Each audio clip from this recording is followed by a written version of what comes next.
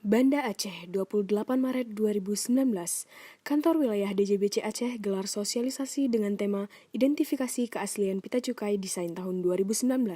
Sosialisasi ini membahas tentang desain pita cukai tahun 2019 dan cara identifikasinya apakah pita cukai tersebut asli atau palsu.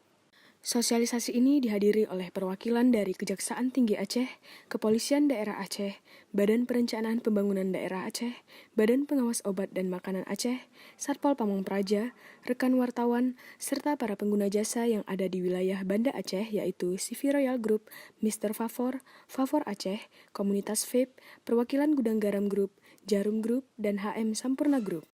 Sosialisasi ini diawali dengan sambutan oleh Roni Rasviandi selaku Kepala Kantor Wilayah DJBC Aceh. Saat sambutan, Roni menyampaikan perihal cukai.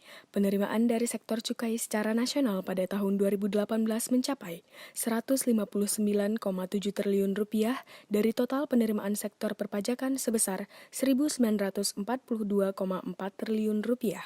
Sektor cukai memberikan sumbangsih penerimaan negara yang besar, sehingga optimalisasi penerimaan cukai ini menjadi penting untuk menjadi perhatian Direktorat Jenderal Bea dan Cukai.